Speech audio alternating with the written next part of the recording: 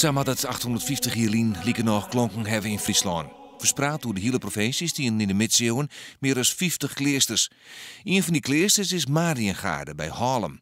Het werd in 1163 gebouwd door de moens Frederik van Haarlem. Het was een eenvoudige boerenjongen uit een eenvoudige zin. Maar hij onderscheidde hem al gauw door zijn scherpte en zijn verstand.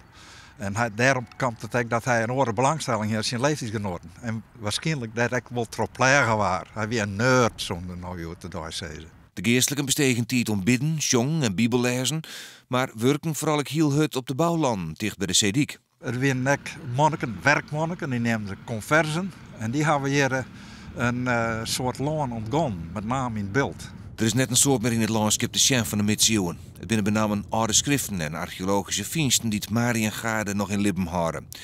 Het is dan ook bijzonder dat morgen, bij de bedenking van 850 jaar Mariëngaarde, een reliek meegenomen wordt van Frederik van Haarlem. Het is al heel bijzonder dat het uit de katholieke kerk meegenomen wordt.